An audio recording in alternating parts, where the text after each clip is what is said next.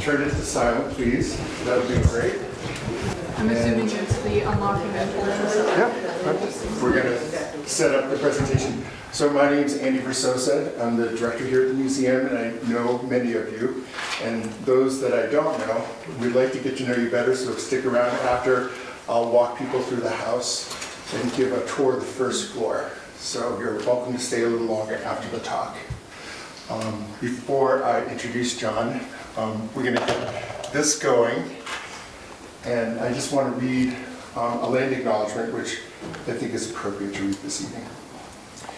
We at Stanley-Whitman House acknowledge that we are situated on the homeland of the Texas people, who later invited the Mohegan, Wangum, Quinnipiac, and other displaced Native people to join them here.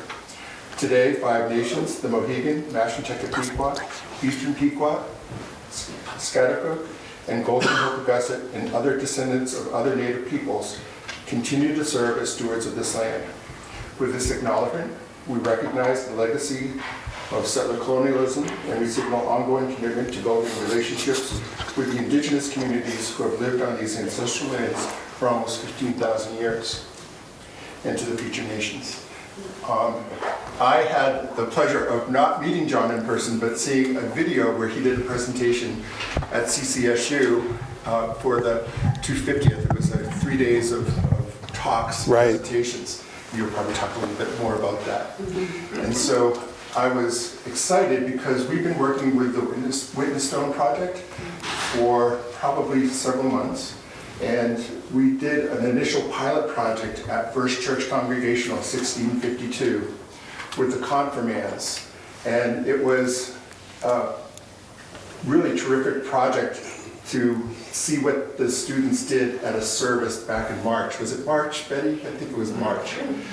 So what we decided to do was to do a part B, which is to try to bring in speakers to talk about colonial slavery.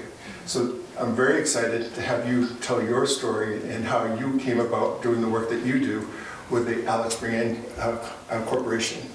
And the last thing I'll just say is that if you have not filled out the survey for the Connecticut communities, I encourage you to do so, because it allows us to share information with them that justifies their funding us. And we do like to have that support. So I would really appreciate it if you have not done so tonight to fill that out. So without further ado, thank you so much. Thank John. you. I appreciate it. Appreciate it. Thank you. I appreciate having the time to even speak. So, and thank you all for coming out. It's an honor to be able to speak in front of you all. As was stated, my name is John Mills. I'm the president of a nonprofit here in Connecticut called the Alex Brand Corporation. It's named after my youngest daughter. There's a long story as to how we came to naming it after her, and I won't go into that today, but we can talk about it after the session if you'd like. What we do is research into the formerly enslaved, where they may have worked or lived, and we do genealogical research. I'm a trained genealogist.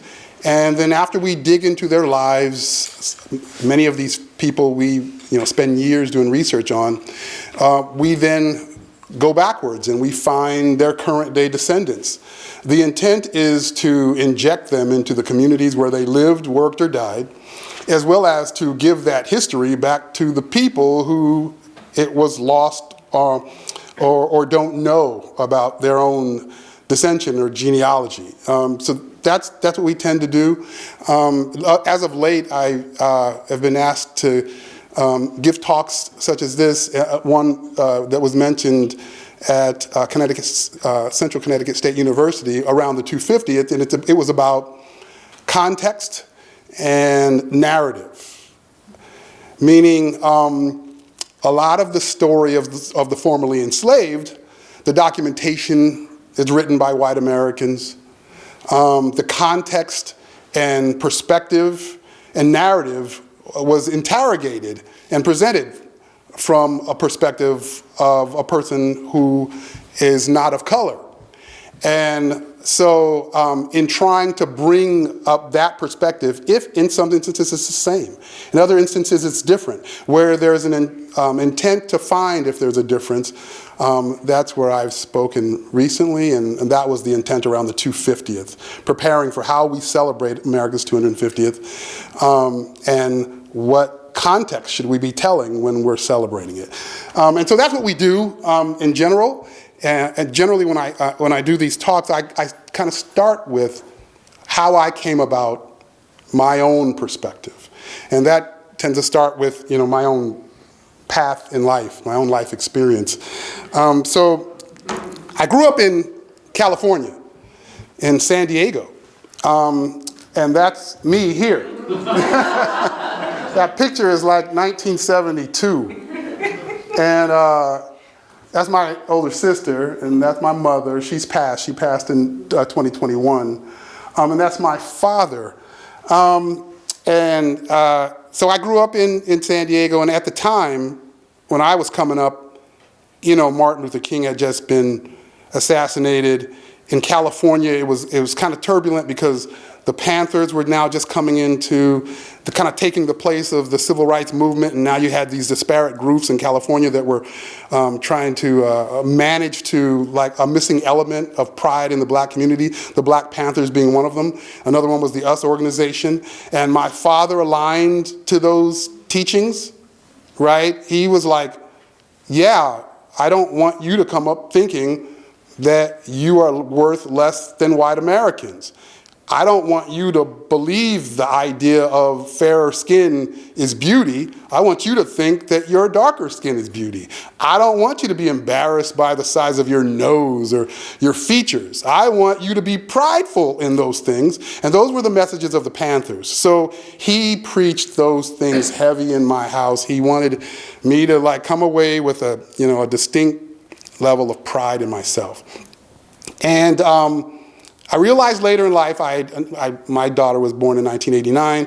In 1991, I was in the workforce, and I was into technology, and I started realizing, I had to do a self-interrogation, because when I had hiring opportunities, I had a perspective that white skin meant it was better.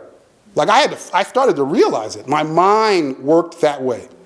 And I started realizing I saw myself as less valuable. Like I had a self-bias. I had an unconscious self-bias. And when I realized I had that, I was like dumbfounded. I was like, how could that happen? The household I was raised in, like how does that happen? And I didn't want that to happen to my daughter. So I was hell-bent to figure out how to stop doing that. Like how do I stop thinking that way? Like how do I get my mind out of that? How did it happen, and how do I make sure that my daughter doesn't get there? In retrospect, I mean, there were a lot of microaggressions that happened throughout my life that I'm sure played a role in it, from the media and what they showed as beauty to how my interactions in life. I mean, when I was, 6 years old, back then, a lot of us kids were latchkey kids. And you'd get home when your parents both were at work, right? And so my mother had me and my sister, we were babysat by the neighborhood babysitter as a woman down the street. I thought nothing of it, but months into being babysat there, I just was talking to my mother one night and told her about how we stayed on the patio all day. It was hot outside. And she's like, what? Well, where are all the other kids? And I was like, they're all in the house, but we were forced to stay out in the patio. And so I didn't see it as anything. It was just life for me.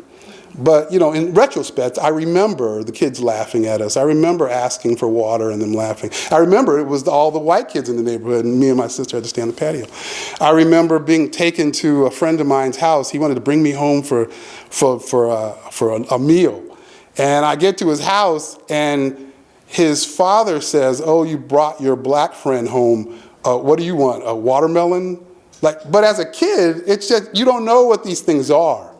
And so I didn't think that they affected me. But I had so many of them that I think they did. I think that's how I came to that place as an adult, as thinking I was worth less. So I now have, that's my wife in the far left, she's here, it's Erica, and my 3 daughters in the middle, Jasmine Marie, and to her left, to your right, is Andrea Yasmin, and to my far left, your far right, is Alex Brienne. And so, yeah, I didn't want them to get there, so I've been working on figuring out a way for that not to happen, as well as how do I affect the outside world so that whomever else has unconscious biases that they're not processing might think about it. It took me years to come to a way to do that. My sister got me into genealogy in the late 90s. She had been doing it for a while. She's interviewing old elders in our family, and I wasn't interested in it at all. I wasn't interested in history at all. It was not just my own genealogy. I wasn't really interested in history. And she was doing that for a while, and one day she told me, she said, Papa is what we called my father's father. She said, Papa, his grandfather was enslaved. And I thought, what? Really? He said, yeah, we didn't know this. He was a part of the Great Migration from Texas in the 30s. And he came to California, and for all I knew, God just dropped him on the earth. I didn't know he had any other family than us. Like, I don't know. And so he died in 1987, and we knew no different. And so now my sister's telling me this stuff, and that's him here, Mylan Mills. I knew him well. So she's telling me, yeah, no, his grandfather's name was Ned Mills. He was enslaved in Texas. That was my first indication that I aligned to these stories that you hear in school about slavery. And I was like, Ned Mills? I also had to process it. I was like, if his last name was Mills, does that mean the enslaver's name was Mills?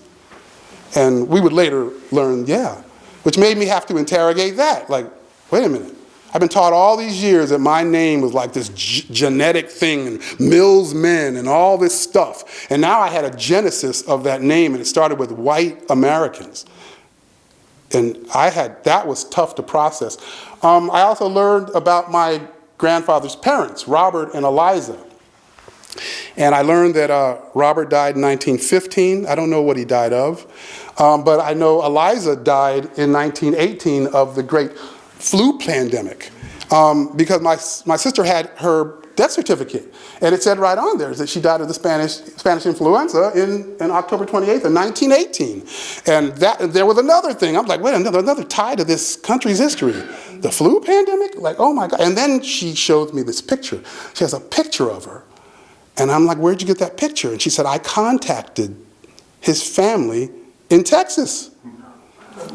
I was like, oh, what? And so she was like, yeah, they want to meet us, and they know all this stuff, and we got to go meet them. And so it took us some time, but we finally found out that they were having a family reunion, in Texas in 2003. So we're like, we're going. So that we fly. Before this happened, I was into technology. I still am in the field of technology. And so, this is like kind of the early days. Their Ancestry.com and all that were, if they were around, it was brand new. So I created this family tree, and I created this whole big old website, and every name my sister found, I was putting on the tree. And every night I was updating the tree, and I put a picture she'd get. Like, I had this big old Mills Ancestry website back then, right? And so when we get to Texas, they wanted us at the family reunion, at the banquet, to tell them all about all this research and all these things. So we were all excited going down there. But one thing we were really excited about is Eliza's death certificate said where she was buried. It said she was buried at Hickory Grove Cemetery. So we were like, let's go figure out where she's buried. So we get down to Texas, and we go to Hickory Grove Cemetery. And it's this beautiful cemetery. The stones are beautiful. It's like all nice. And we walk this whole cemetery. We never find Eliza. Until we noticed and thought about it, would she be here? And noticed a lightly driven path along the side of the fence of the cemetery. So we walked that into the woods, and it was in the woods that we then found my ancestors. Not just Eliza. It was like many of the people on the tree that I had been putting all these names, and they become real people once you're putting them on this thing. And then I'm seeing these down trees. This is what it looked like when I got there in 2003. Ironically, we're walking through those woods on the 4th of July, 2003. And outside of the woods, as you can see, kind of see through the trees, is that whites-only cemetery. It's clearer now because it's been cleaned up a little bit, so you see that whites-only cemetery. We went back in 2022. But that was surreal. Like, I had to process that these people were enslaved, then segregated, and then segregated again in death. Right? I had to process that as well. And that lightly driven path that I walked, I had to think about, I had thought about my grandfather, and now I knew he had brothers and sisters, and their descendants were about to meet, and they all walked that same path I walked in 1918 into the woods to bury these people while looking at this pristine whites-only cemetery. Like, it was like a weird spiritual experience for me. I had to process who was this country and who were these people? It started to give me an incredible pride in them. Like, they endured, right? They endured and survived for me to now be alive. Like, so that was the beginnings of an exalting of who these people were, that what they had to put up with, right? So we went to the family reunion, and they gave me this award for creating the first family website, and we told them all this stuff they didn't know, and they showed us pictures of us. For all I didn't realize my grandfather was sending them pictures home. They were showing us pictures of us when we were a baby. I'm like, you got pictures of me? So yeah, it was really wild. They also gave me a picture of their grandparents, his brothers and sisters. I didn't know he had brothers and sisters. 4 of them is my grandfather's sisters, Mamie, Roberta, Elizabeth, and Eula May in the far right. What's interesting is on the death certificate, Roberta in my left, your right, up in the top, reported her mother's death in 1918. She was 11 years old. So these were the people that were walking that path I walked with their parents. And that when they gave me this picture, this picture was taken in the early 20s. And so, their parents had, passed some years prior. But when I look at it, they seem so stoic, yet so proud. They're wearing similar garbs, similar necklaces. I think, I glare at it and think about what was their perspective on this country. What were they thinking? Like, what were they thinking about these experiences? How would they perceive, this land?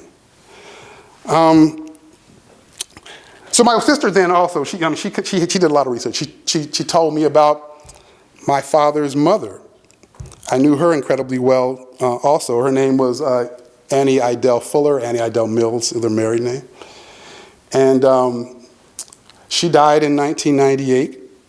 And I learned that I knew her mother, Toni Lee Kyle, bottom left, you're right, Toni Lee Kyle. I knew her. She died in 1984. They looked very, very much alike. I have all the memories of my grandmother taking me to her mother's house. My sister showed me that her mother and father were both enslaved. I never knew that.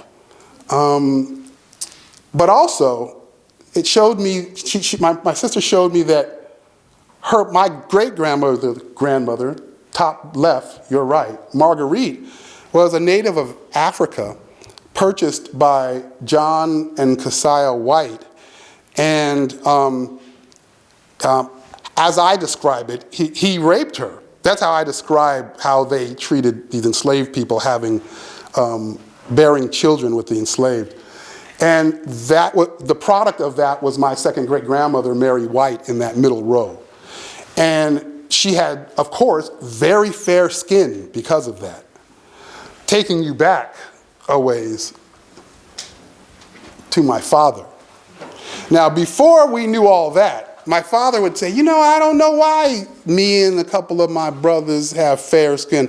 I think it has something to do with us having Native American in our family. Like, that was his perspective, right? He didn't know.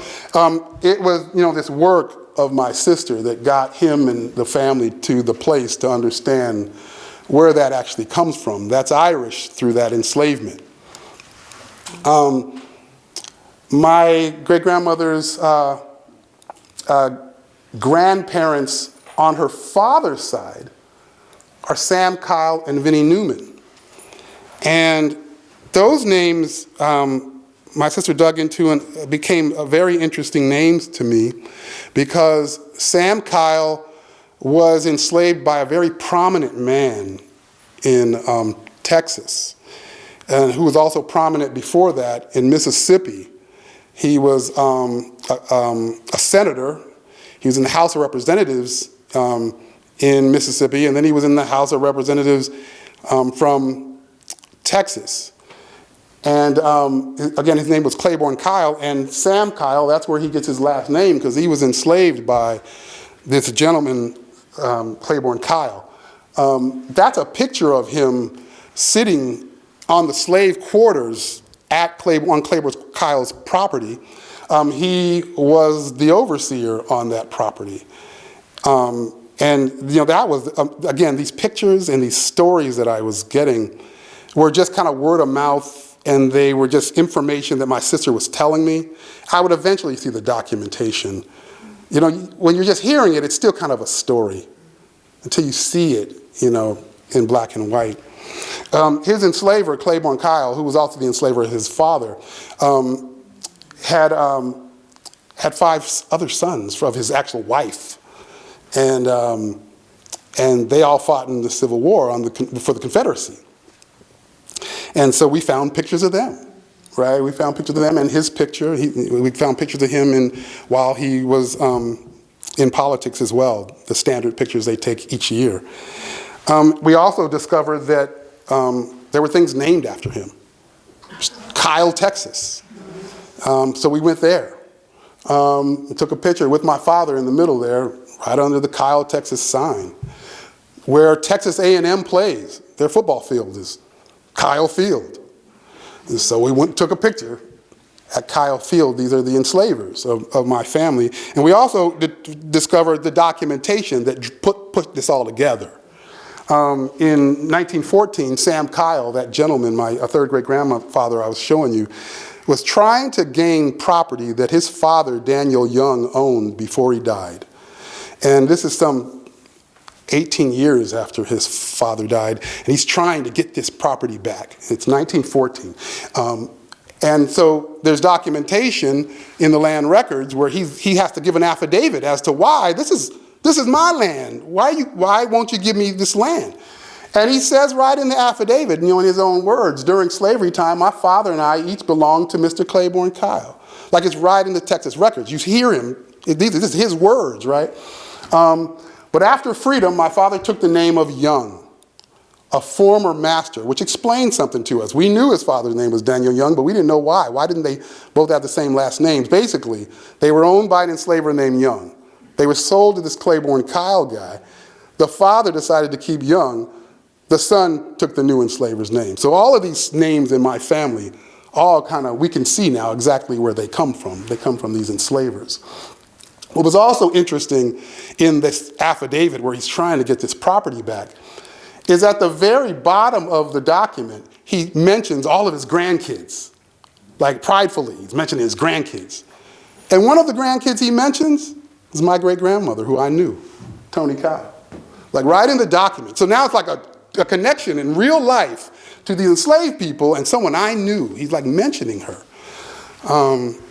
And so again, another profound kind of moment for me. Also, because he was a senator and an early settler in Texas, his first home when he moved to Texas is currently on the National Registry of Historic Places. It's like one of the only, what do they call them? Doghouse log cabins that still remain on the same land where they originally built. Dog trot, I'm sorry. And so there are It's managed by the Hayes County Historical Society. And so they have lots of events there, and you go to it's a museum, right, this place, which I learned my family, the enslaved people built that, right? We built that, my family built that. But if you go there, you learn about kind of, the time and his family and the pieces of furniture that are in there that represent who he was and who his family was. But you don't hear a lot about who my family was, who also lived there. So that was poignant for me. It was, there's history there that directly relates to me. But if you go there, you're not going to learn about that. You'll only learn that story of a European kind of story, which is interesting. My grandmother used to tell me, or told my sister, didn't tell me, let me go back, that Mary White in the middle there, her grandmother, would tell her about living in that very log house. I'm sorry for jumping around on you guys like this. But yeah, I see that as a part of my own history now. But again, on the plaque there and the place there, you hear about Claiborne, but you don't hear much about my family who built it. We went to the cemetery there in town. And at the cemetery, I found Claiborne Kyle, this enslaver's plot, where he was buried. And I'm standing at it here in this picture. You see that tree line back there, similar to the other? That's where my family is. If I go back in the woods back there, I start to find some of the people that I'm related to. That's me and my father to my left, walking through those woods. So it's like a similar kind of story to the other line. I'm seeing the same things, segregation in life and in death. On my mother's side, my mother's father, his name was John Smith. He literally saluted me every day I saw him in my entire life. Like from a kid, he was like heavy, hardcore naval guy, my grandfather. As my sister dug into him, she learned that his great-grandfather was also a heavy naval guy, which is something he never knew in life. He died before my sister figured that out. And so when she told me, I was like, wow, I wish we could have told Grandpa that. But yeah, he fought in the Civil War. His name was William Cooper. He fought on a bunch of ships, the Commodore Perry, the Wyalusing, the Albemarle. One of those ships was actually a Confederate ship that the Union captured and then recommissioned as a Union ship. And he served on that ship. After the Civil War, he's from Baltimore, as was my grandfather, and he lived out the rest of his life in Baltimore. And when he passed, he was buried at Laurel Cemetery in Baltimore, Maryland, which was a historic black cemetery. Originally in the early 1800s, it was where white Americans buried their enslaved. And it eventually, after the Civil War, became just like the African American cemetery in Baltimore. And so black folk just buried their people there. And so I wanted to see that. And so we went to Baltimore. And my sister kind of knew this, but I didn't, that there was a military cemetery there, one of the early ones, right? There's actually 3. One of them, Loudon Park National Cemetery. So during the Civil War, so many people were passing away that the United States started creating these military cemeteries specifically for the dead, and one of them was Loudon Park, which is a mile away from Laurel Cemetery, the African American cemetery where my third great grandfather was buried. So I immediately had the question, why isn't he at Loudon Park? He fought in the Civil War, right? Like I didn't quite get that. But then she took me over to Laurel Cemetery, and it turns out that's a parking lot now. In 1957, the families were told that they were going to move the bodies, and they were moving them like 100 miles away. And so the black Americans there complained about this. Well, how are we going to go see our people? But it still happened. And so they paved it over to make a parking lot. About 6 years ago, a couple of universities started surveying that parking lot, and they discovered that there are still graves under the parking lot, some 30,000. So they actually didn't move anyone. So that's where my third great-grandfather is. He's under that parking lot on the left, my left, where me and my sister are standing.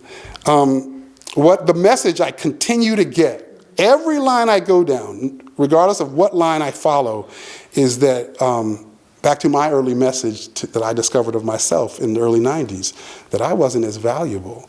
Look at my descendants, my ancestors, were clearly not as valuable to this society. Their cemeteries are desecrated. They're buried in woods.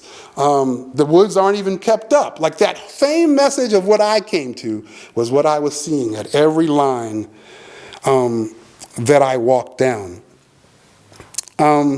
So that all kind of drove kind of the work I do now. And I moved here to Connecticut in 1998, so I've been here, 26 years now. And what's interesting is coming here, there's a common context that is a little bit new for me. And that is that I find that often when I hear stories of the enslaved here, they're described as servants. They're commonly described as part of the enslaver's family, right? Like they were part of the family unit. I hear often that the enslaved loved the enslaver's family, like they were truly ingrained. I commonly hear stories of, the stories I hear, this context is, oh, but they were emancipated or freed on this date. Those are the stories I hear. I hear a lot about abolitionists, like everybody here was either an abolitionist or savior in some way here in Connecticut, right? That's what I hear. All of the narratives I read, they're always written by a white American. And as I run into researchers and genealogists who are doing work to dig into the African American experience, they're almost always white Americans. Those were the things I picked up on really clearly coming here to Connecticut. What's interesting about this to me is I had now grown to have this reverence for people that were not the exceptionalists, right? Like I now had this reverence for, my third great-grandfather, Ned Mills, who, he was enslaved all his life, and on Juneteenth he's freed. And he survived long enough to own land and vote, and my grandfather lived on, and my grandfather migrated, and I'm here because he survived all that. Like I had a reverence for these people that aren't exceptionalists. They aren't the Martin Luther Kings or the Medgar Evers or the Rosa Parks or the Harriet Tubmans. They're not those people. They're not the one in a million. They're the million, the actual common story. Those are the people I started to revere. And they had my shoulders going back, right? My family, they survived, they endured, right? But my schooling would only teach me about the exceptionalists. And as I came here, I felt like I was hearing stories as it related to slavery around exceptionalist stories being presented as if it was the million. That's what I started to feel like. And I wanted to dive into that. Like, is that really what it was? Or am I just hearing the story that is more palatable, right?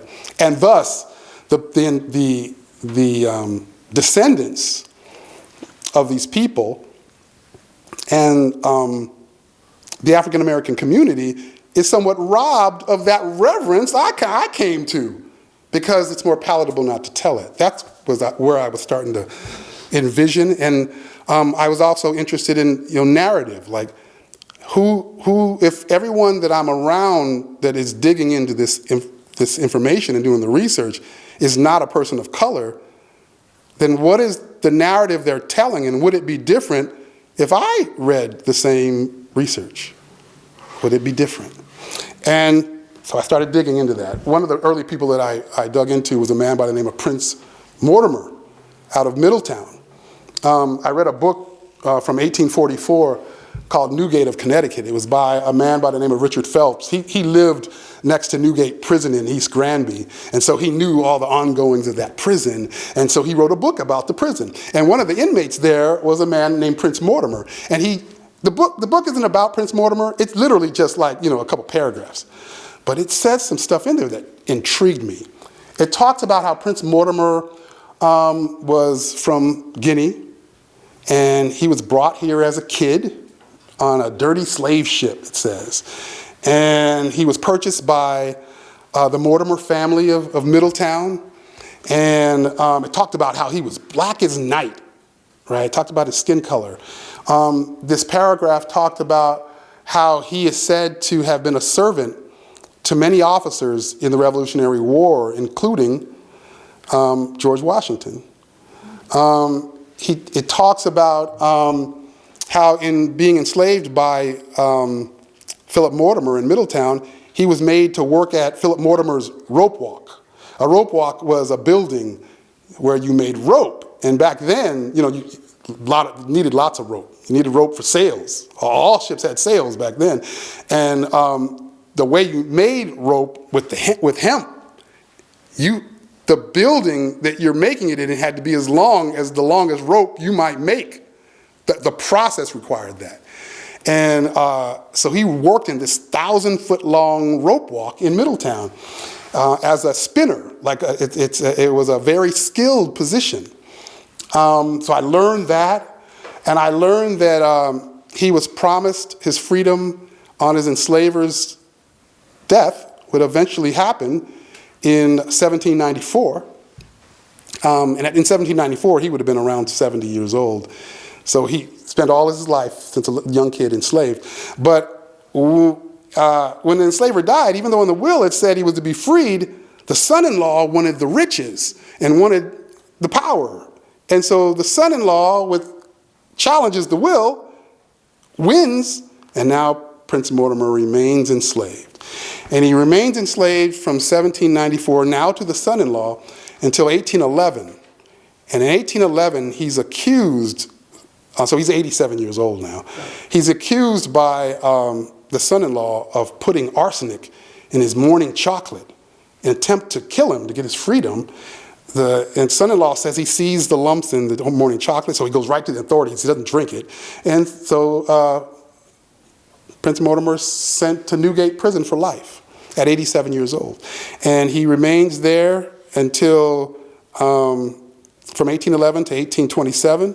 Then he's moved to Wethersfield Prison, which was a brand new prison at the time, in 1827, which sits where the DMV sits now in Wethersfield. That was the Wethersfield Prison. And he stayed there until 1834 when he died there, supposedly at 110 years old. And so this guy kind of summarizes a story that I told you that's much larger. He kind of summarizes it. And he's like, in prison, ended his unhappy years. Kind of here's the story. Let me move on. And so I read that. This is wild. First of all, from my experiences, it's hard to find these people's burial sites. And gravestones are so important to genealogical research. I wanted to see that. And since he was in prison when he died, I wanted to figure out what that was all about. And I learned that there was a prison cemetery, which is in Cove Park, right next to Wethersfield Prison. But if you go there, there's no stones. And so I was having trouble researching this until I found another book. A guy by the name of Dennis Caron writes a book in 2006 based on this paragraph or two in the book from 1844. And he says, when he goes, and reading that paragraph as the basis for his book, frankly, the passage did not make any particular impression on me at this first reading. The appeal of Prince's story struck me only after I reflected over the dates that Phelps mentions. Prince died in 1834 at the stated age of 110. So basically he's saying the story of Prince wasn't all that fascinating. What was fascinating to me, which interested me, is he lived to be 110 years old. That's fascinating. Whereas for me, that was a footnote to me. That wasn't the story to me. What interested me about the story was, where is he buried? Now you got to remember, I've been walking through all these places that are segregated and parking lots and just my own family. So the first thing came to me is, where is he buried? that's the first thing that came to my mind when I read it. The second thing was the fact that they talked about how dark he was. My father used to talk about all the pain that he had for his fair skin in the black community, this whole colorism aspect. Like when I read that hit me right in the chest when I saw that in the words. The trauma of his experiences in being brought here on that dirty slave ship. A portion of the story of my grandfather from the 1930s. One of the reasons he didn't talk about Texas is because he was chased out. He was chased out because he was pursuing a white woman, and then he was being threatened with death. So his brothers got him out of there, which then explained for me why I didn't hear much about Texas. He left there, right? And so that story had me thinking about Prince Mortimer's trauma. It had me thinking about my struggle. Now I'm trying to learn about him, and all I have is these 2 paragraphs. Like, where's the documentation? It took me back to my sister's research and her struggles of trying to find people in census documents, and they're not there because they're owned, and then looking for slave schedules, and they're not there because now they're just numbers, right? It took me to all this struggle, and I'm now struggling with him. It took me to this inequity from a criminal justice perspective, that this man was enslaved for nearly 80 years, and in the end, he's sent to prison for life. I saw the crime the other way, right? I didn't see him as the criminal. Generational wealth. Like, this all occurred. He's in prison. He worked all these years making these people wealthy. And in the end, he goes to prison because people are trying to maintain wealth. That hit me. While he was in prison in Wethersfield, he wasn't being fed right. Not just him, many people weren't being fed right. The warden there was taking the good food home for his family and feeding them spoiled food. So the state of Connecticut had to investigate Wethersfield Prison. And during that time, I found the hospital records of Wethersfield Prison. Prince was in prison, was in the prison hospital for a year. And the state sent in doctors to check on who, as they were investigating the warden, let's check these patients. And each entry for the entire year would mention him being there, and a few would prescribe better food, just feed him better food, right? So he's having a problem with health care and how he's being fed. And then I learned also that I thought he was buried in Cove Park, right next to the DMV. But I learned about a woman in West Haven in 1824. Her name was Bathsheba Smith. And she passed away. She's a young white woman. She passed away. And at the turn of the century, across the world, there was a struggle to get bodies to do medical research on, right? So all over the world, people were grave robbing. Like, it wasn't a Connecticut thing, it wasn't just a US thing, it was a world thing. It was happening all over the place. And Yale Medical School was infamous for it. And so they, one morning after Bathsheba Smith passed away, this young white woman, the townspeople go to her father's house and say, your daughter's not in the grave, she's been dug up. And so the townspeople go right to Yale Medical School, and they go to the constable first, and then the constable goes to Yale Medical School, like, where is this body? And they're going, it's not here, it's not here. So then they investigate the medical school, and sure enough, they find Bathsheba Smith's body under a floorboard.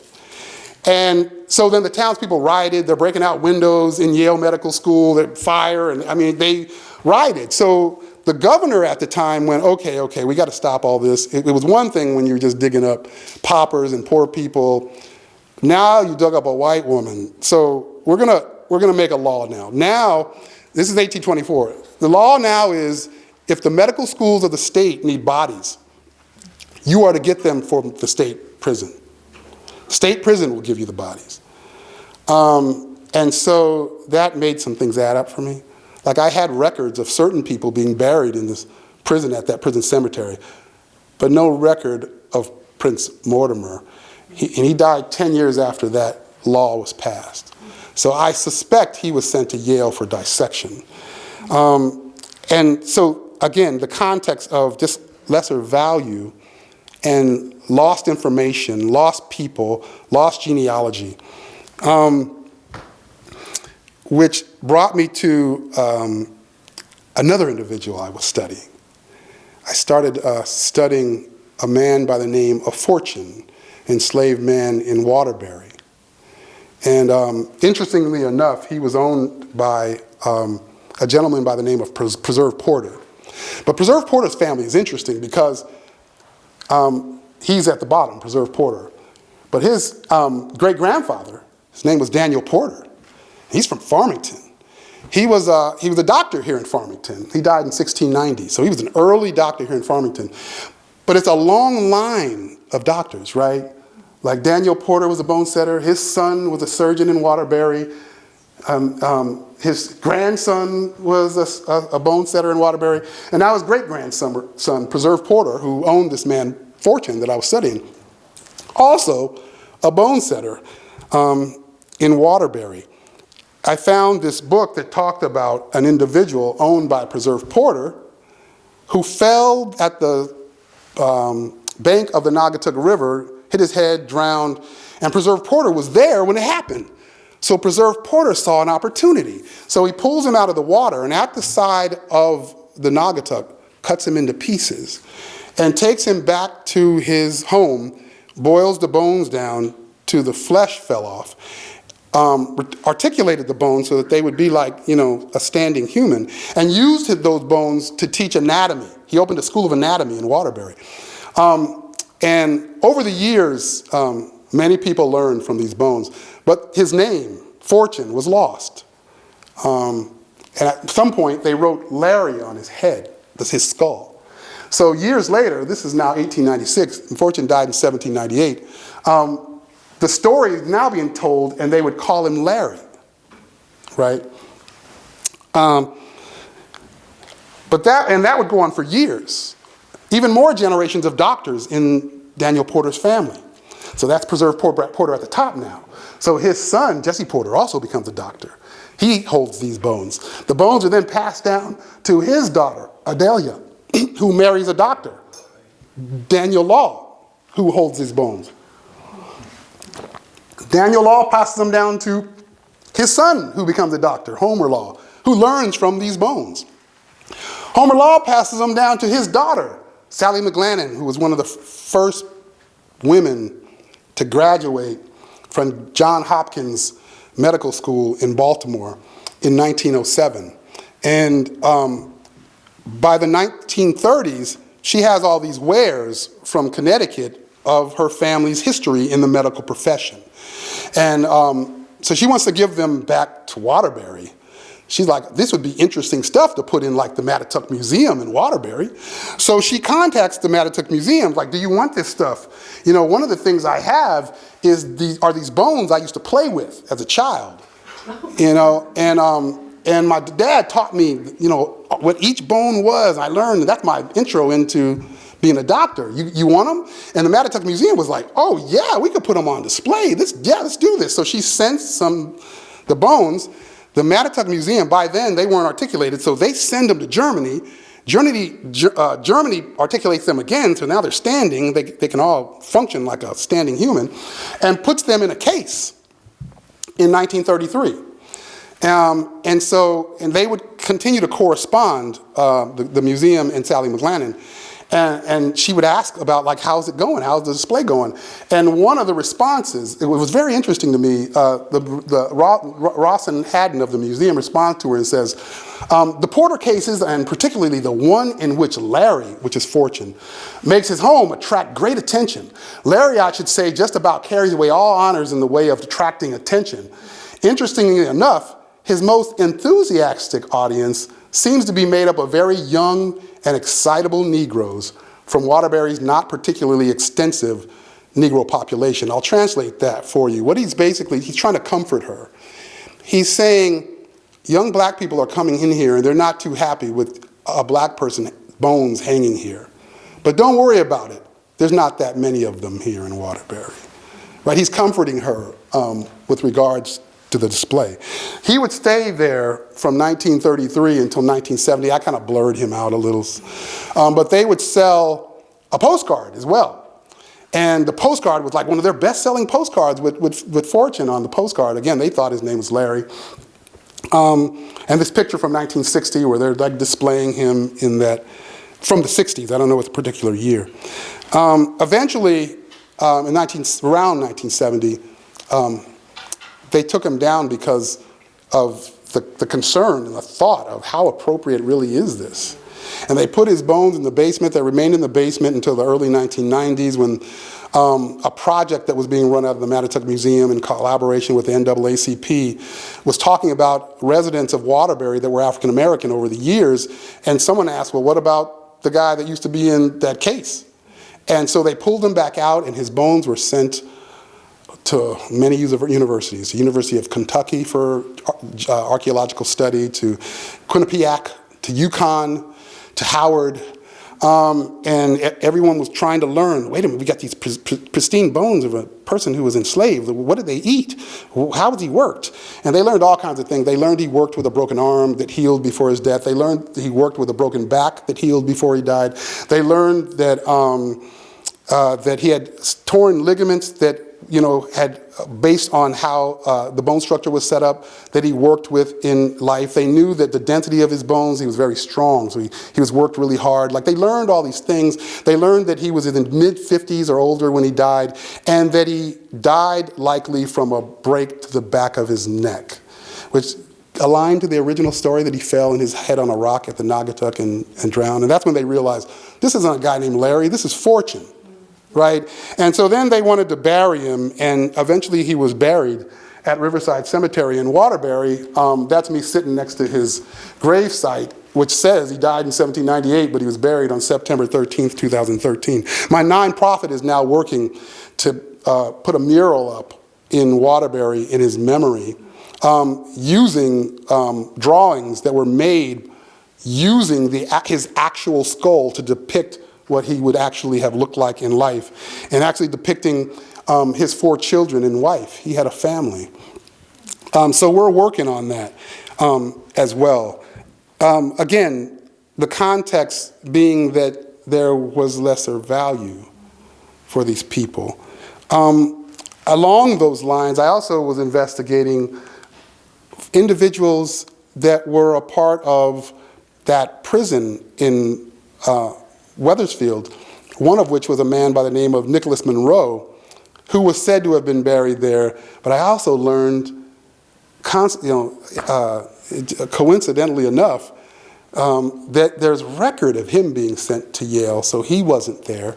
But he actually fought in this Civil War, Nicholas Monroe. So I wanted to learn about, well, who are all these African-American men that fought in the Civil War from Connecticut? So I started digging into him because I knew he was in prison and then sent to Yale for dissection. And that took me down this path of black men, Civil War, Connecticut. And I learned a lot about the Civil War and Connecticut particularly.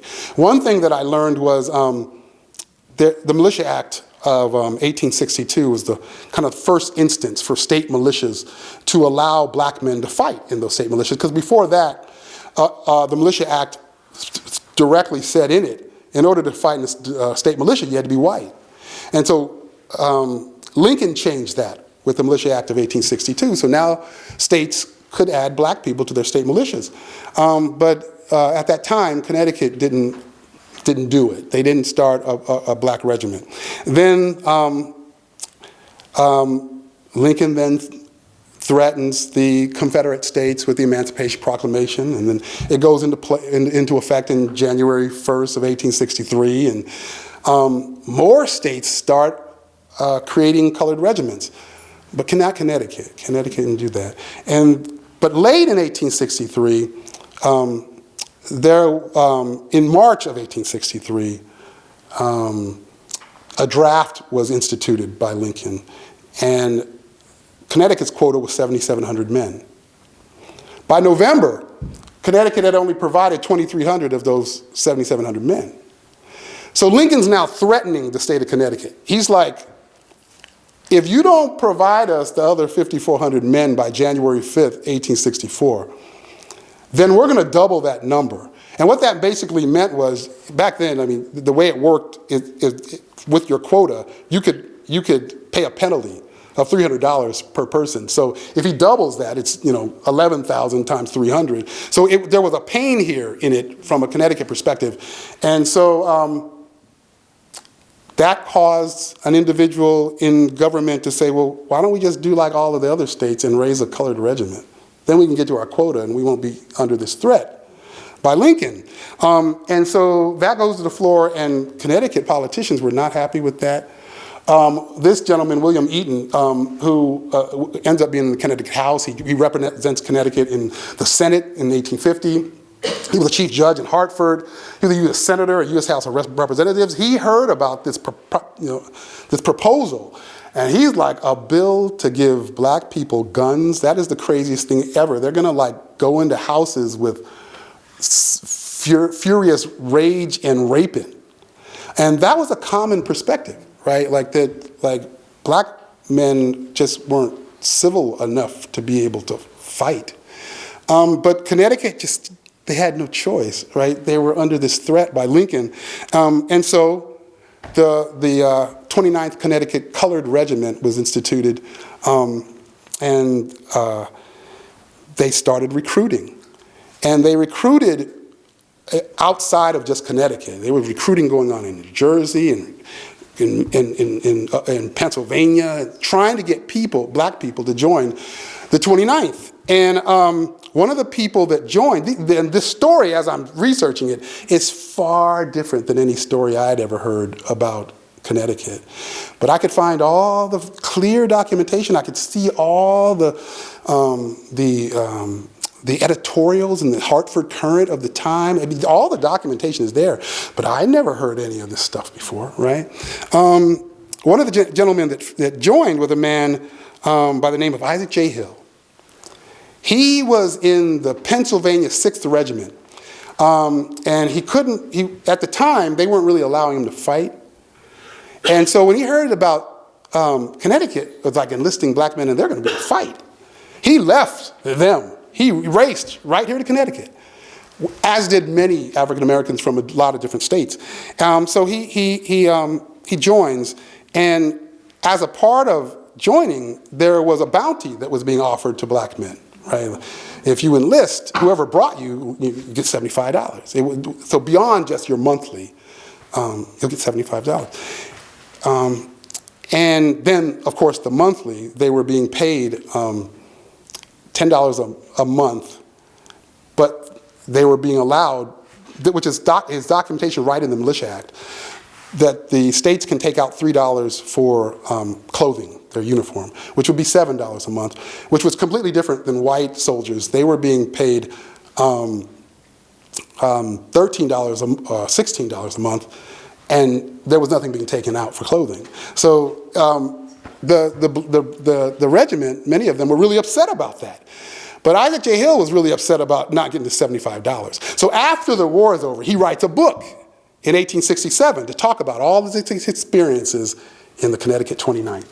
And one of the core things that I found incredibly interesting about that book that I've never heard mentioned, he talks about they are about to be sent out, right? They're leaving New Haven, which is where they trained. They're being sent to Maryland. And he says in his book, he says, the flag was presented by Reverend Dr. Might. On account of the regiment not receiving the $75, which was promised to them at their enlistment, they made no response to the presentation. Like he said, he's basically saying the black men of the regiment didn't acknowledge that the flag was even presented. Now, I've heard this story before, not this particular story, but I've heard that context, right? I've heard about the '68 Olympics and the black men on the podium putting their hands in the air in protest of racial discrimination in front of the flag. I've heard about Mahmoud Abdul-Rauf in the early 90s in the NBA. Because of racism, he refused, he turned his back before NBA games and wouldn't acknowledge the flag. I heard about Colin Kaepernick, but I've never heard that right here in our state of Connecticut, 1,600 black men did not acknowledge the flag strictly because of racism. Like long before any of those things, right here. That happened. I'm learning new things about the context of Connecticut that I've never heard before. He also talks about, towards the end of his book, he mentions the right to vote. And that's an interesting thing, because I learned that in 1865, Civil War is over, but these regiments are still out. They're coming back home. But the Civil War is over, and I learned that Connecticut puts up for vote for its citizens that, these black men fought valiantly for us. Should we give them the right to vote? We're going to put that up for vote in October of 1865. And there are editorials all in the papers of the time where people are saying, we can't do that. If we do that, these black men in Connecticut will feel equal. They might elect other Negroes. They might become friends with white men. They might intermarry with white women. Clearly stated, all in the papers of the time. Come October, it goes up for vote, and Connecticut votes it down. So the 29th is sailing back to Connecticut in November. And Connecticut has just said, no, don't give black men the right to vote. Interestingly enough, my third great grandfather, Ned Mills, who I was talking about earlier in Texas, as a requirement to rejoin the Union, Confederate states had to they had to register all black men. That was a part of the requirement. So I have the record of my third great grandfather registered to vote immediately after the Civil War. Yet here in Connecticut, that could not have been, right, because they voted that down here. So it's interesting in Isaac J. Hill's book, towards the end, he mentions it in the book. He says, they're in New York. They're sailing back to Connecticut. And they're in New York, and the next stop is Hartford, where they're going to be discharged. And he mentioned at the end of the book, he says, the boys of the 29th were feeling somewhat indignant in reference to the treatment they received from their state, it not giving them their rights. Like they knew. Like they were on the ship sailing back. And they were like, we just fought all this, we did all this for them. And they said, we can't vote. What's interesting also about the 29th, they were the first regiment of any of the U.S. regiments to walk into Richmond, the burning capital of the Confederacy. They were the very first regiment. And they walked in, and Lincoln then comes on a boat with his son and steps off the shore. And there are multiple witnesses that have Isaac J. Hill talking to an enslaved woman saying, ma'am, that's the man that freed you. That's who these men were, right? Yet, when they get back here to their state, they're not given their rights. When they get to Hartford, they go to this Connecticut Old State House, which still stands in Hartford. That building's still there. But the governor, operated out of that building back then. So Governor Buckingham gives a speech. The entire speech is in the Hartford Courant, November 24th, 1865 edition. And he acknowledges that as well. Governor Buckingham says, although Connecticut now denies you privileges which it grants to others for no other apparent reason than because God has made you to differ in complexion, justice will not always stand afar off. Be patient. Be true to yourselves. Remember that merit consists not in color or in birth, but in habits of industry. And so, he's literally apologizing to them for this state when they arrive. This entire context is new to me. I started trying to find Isaac J. Hill. Where is he now? So I learned he goes back home afterwards. He goes to New Jersey. He lives out the rest of his life in Woodbury, New Jersey. And he dies in 1882. And he's buried at Red Bank Cemetery in Woodbury, New Jersey. And so I'm like, okay, what's up? Where's Red Bank Cemetery? Now, here I go again. Same scenario. Where's Red Bank Cemetery? Turns out Red Bank Cemetery was paved over in 1962.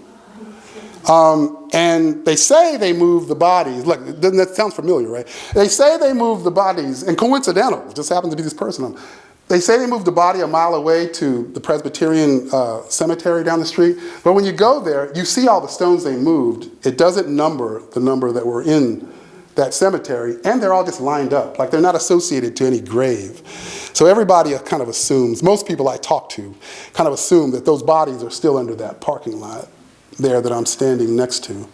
I found Isaac J. Hill's stone. It's actually this stone here. Well, actually it's way over here. It's this stone here. But when it's so withered, you can't read anything. So I worked with the Office of Veterans Affairs, and they sent me a new stone, or sent it to the cemetery after I applied for it. I found this picture of him in a completely different book. He had no pictures in his book. I sent it to a professional artist, and so that they cleaned it up, colorized it.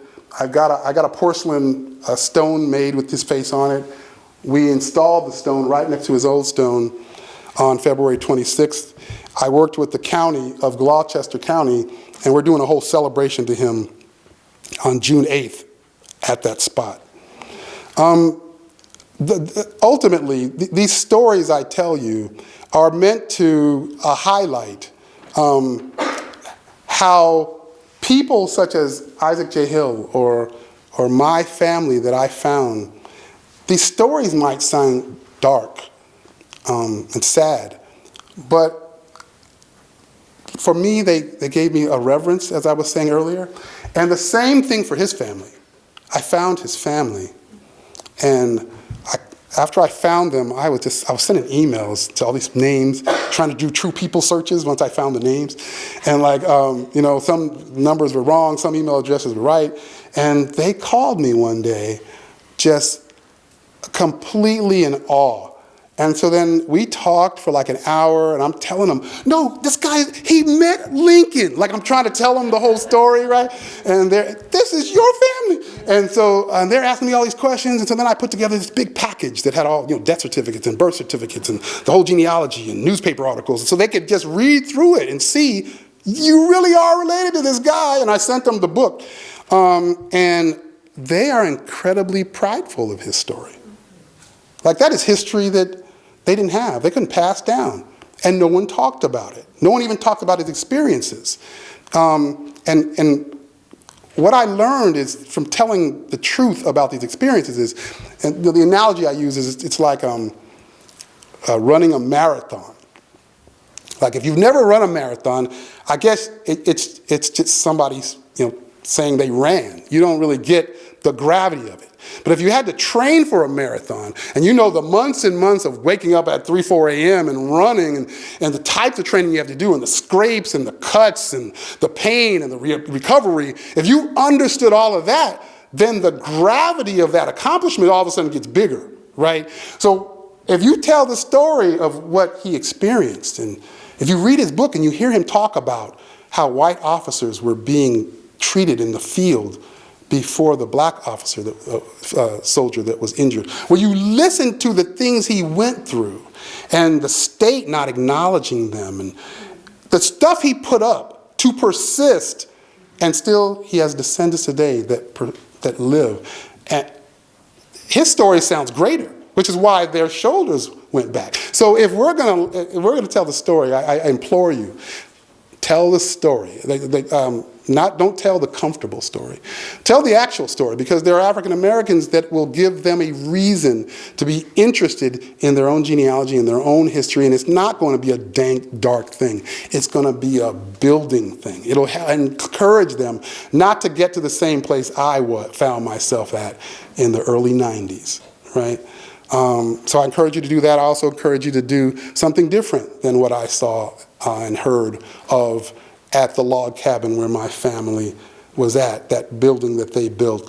And that if you're a part of a historical site or a heritage site or a museum, and there are things in that heritage site that relate to the African American experience, tell that story, right? Tell how that went, where that came from.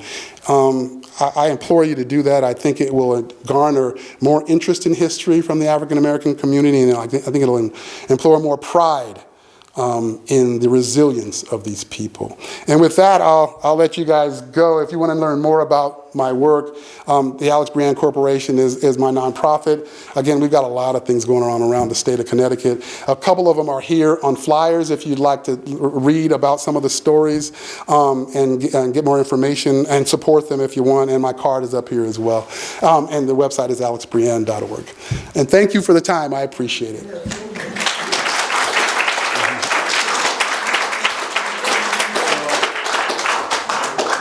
sure we want to have a little bit of time for Sure. answering questions, or maybe people have some thoughts. Absolutely. So if Sure.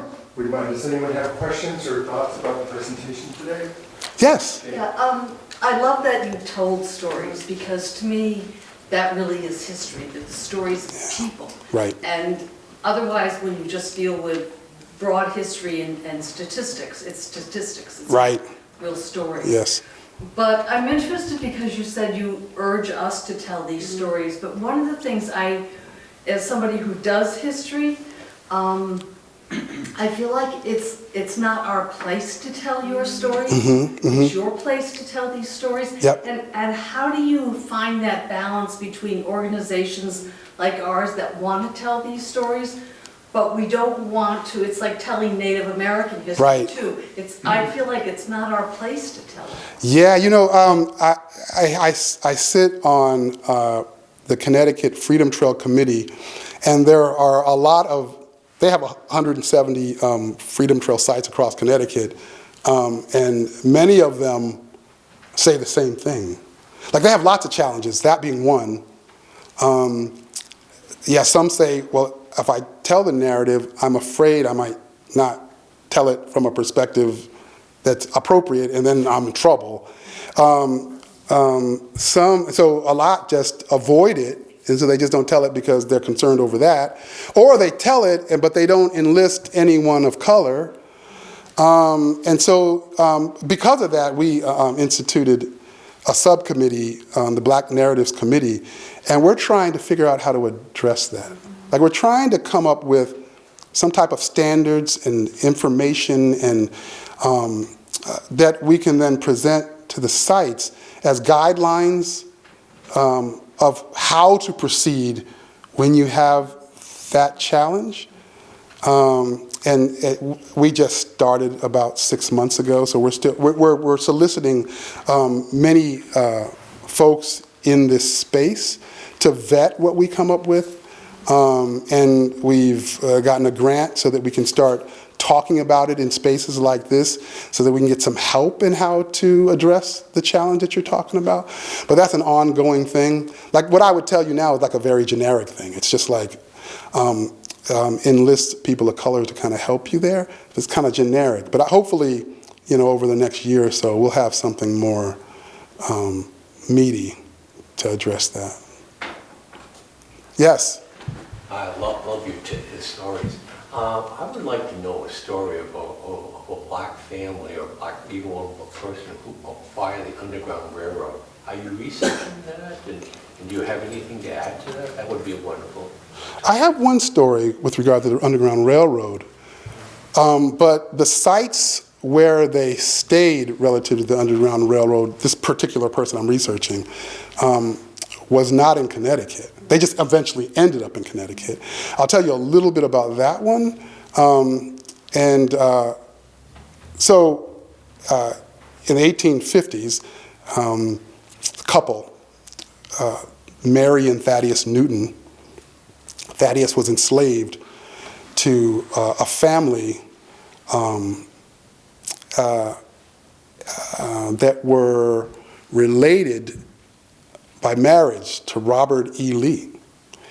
And his wife, Mary, was free.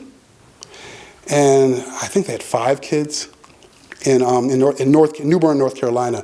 And she wanted to free her husband. And she couldn't figure out how to do it. So she fled in late 1850s. And she went to New York. And she brought her kids. And there she worked with well-known abolitionists, Henry Ward Beecher, Henry Highland Garnett, like these well-known people. And they helped her raise funds to go purchase her husband's freedom. As soon as they purchased it, in 1859, they moved to New Haven with their kids. Their eldest son, his name was Alexander Newton. He stayed in New York, and he didn't come to New Haven immediately. And while he was in New York, at the house where his mother initially went, which was an Underground Railroad site where she went. But he stayed in New York, And Civil War broke out in 1861. He wanted to be a part of it. And so 1862 Militia Act wasn't in place yet. He couldn't just join a militia.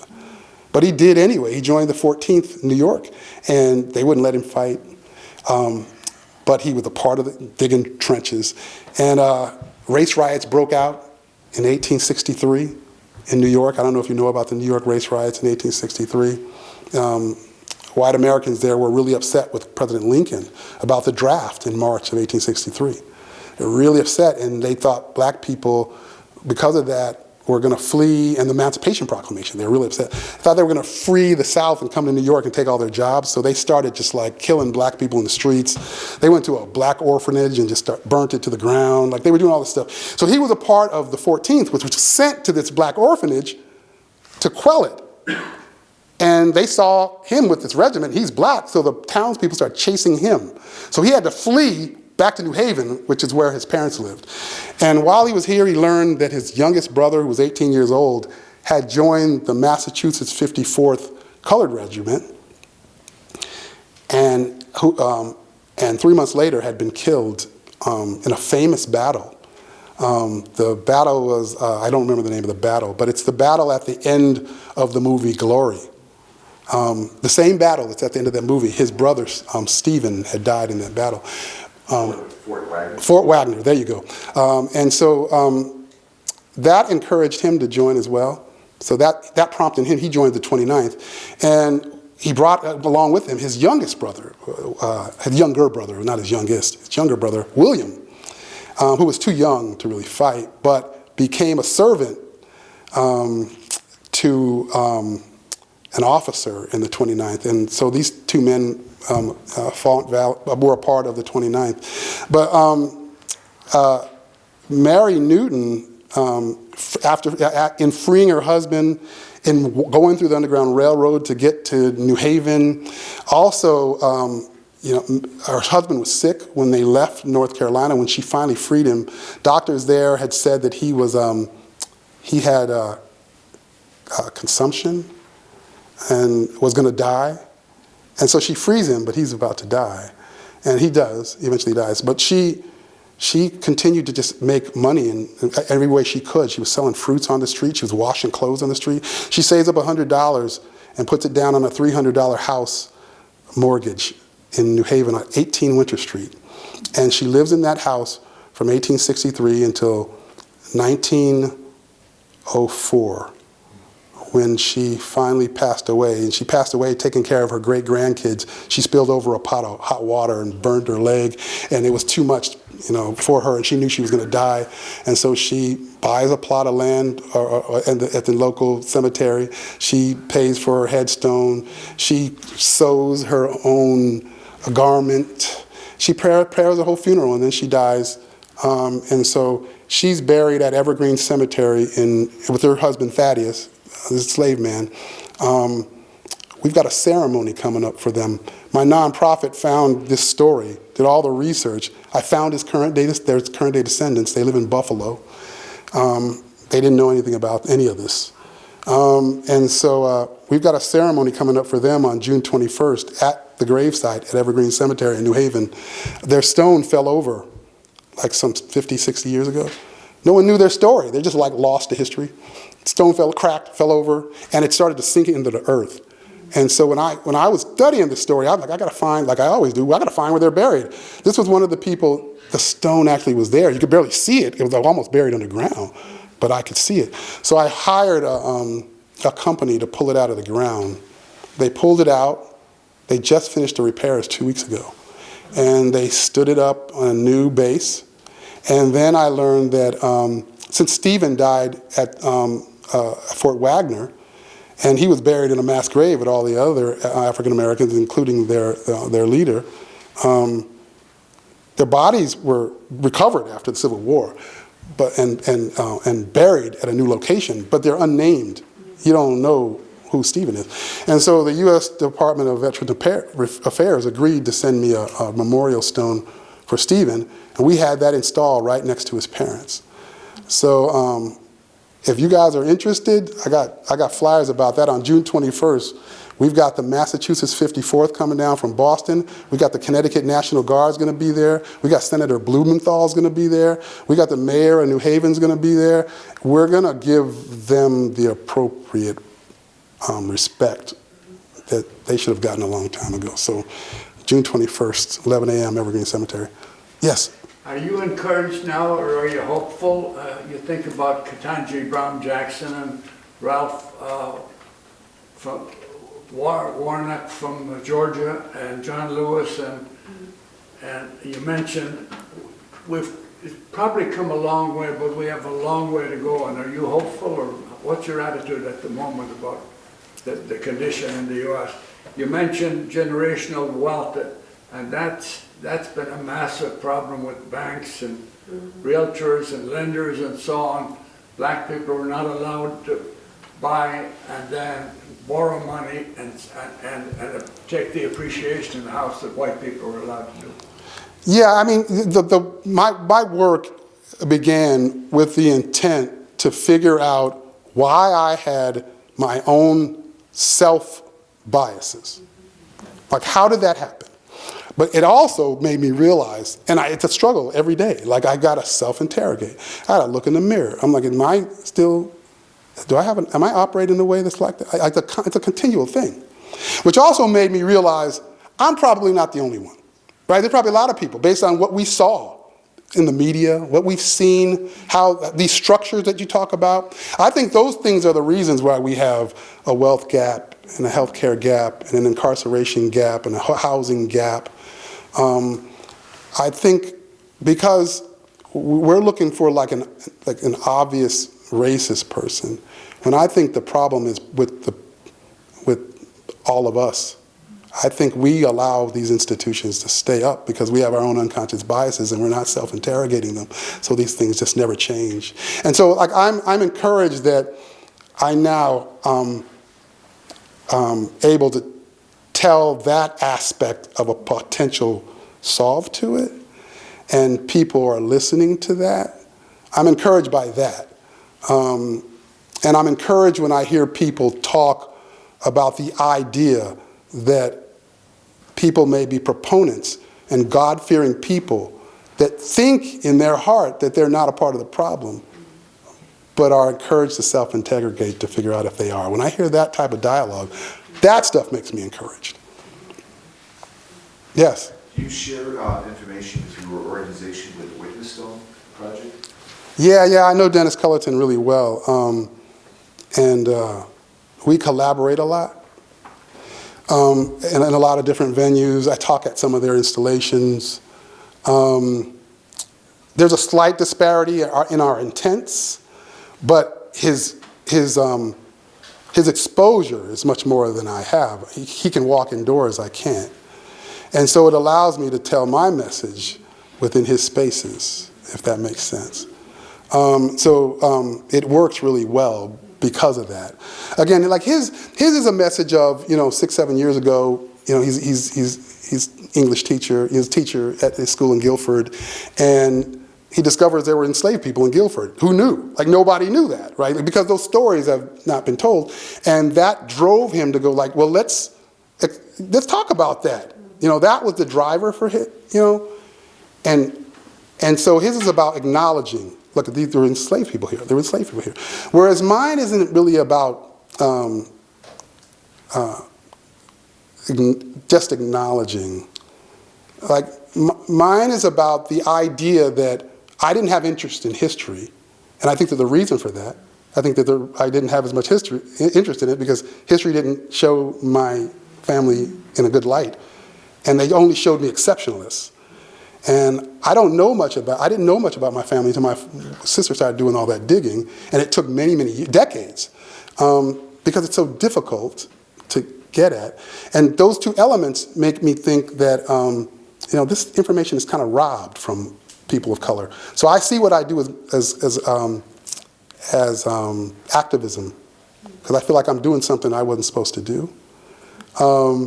And so I'm looking to return this information back to people of color, as well as attack that idea of bias that holds up all those structures. So I'm focused on that, right? And I know Dennis Cullerton is focused on acknowledging them. So it's slightly different, but it works because he can walk through doors I can't. So I walk in and I say my thing. Yes? What about Farmington and the Underground Railroad? I haven't done a lot of research on Farmington and the Underground Railroad, but I would be really interested in it myself. As I dig, it's kind of like when I dig through my own family, or the various stories in different cities here in Connecticut, I tend to just find a completely different narrative than I heard before. So I would assume if I started digging through Farmington, I'd probably find a narrative that I hadn't heard before, but I don't know much about it. Yes? Yeah, just very quickly, about how many people do you have in your organization? Oh, it's only 5 of us. 5. It's only 5. It's small. We're a small nonprofit, 501c3. You're bigger than our nonprofit. Oh, really? No, it's not like Witness Stone. I think they got like 20. Like, we're just like 5. Yes? As a person of color, I want to tell you thank you, because we have such a hunger to know who we were, and with the way young people and even people my age are turning away from traditional spirituality and reaching for more ancestral practices. What your work allows us to venerate our ancestors, and this is important. And I'm trying not to cry because it's just so precious, because we don't know enough about who we were and our own stories. And even when you tell a story of another Black family, we have a sense of pride about that. Like we survived collectively, and it means so much. And I'd just like to say to the woman in the green sweater, even when you don't have a person of color to tell our story, and I think you should always invite a person of color to participate in those dialogues, I think it's still very important that you do tell the stories, because you have the information in your attics and in your family records. You all have records that make note of our people that we don't. And when you tell those stories, they're still precious to us, even though we're offended when it gets cleaned or whitewashed, because we know it couldn't have been that way. We still really desperately want to hear it. It's so precious to us. Every little grain means something.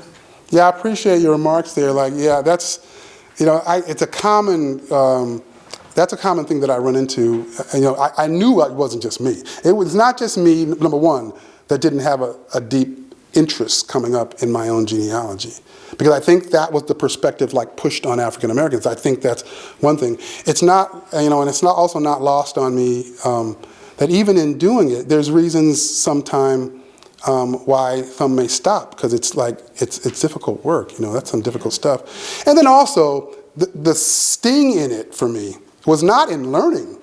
Learning it is prideful. The sting in it was when I'd realize I have to chase down an enslaver. And I would start chasing down that enslaver, and I'd find wealths and wealths of information, and I'd be collecting, building this big, huge family tree on this enslaver, looking for this crumb about this one person I was related to, right? And then in the end, I've got this massive amount of someone's genealogy to hand off to a white American, but I may not have gotten really anything about. That's where the sting often is when I'm doing this work. But I agree, like if you, it's still valuable for you to tell the story either way, but I agree with that, yeah. John, I want to thank you for coming to Stanley-Whitman House. Yes, thank you for having me. I appreciate it. Thank you. I want to invite you back. Sure.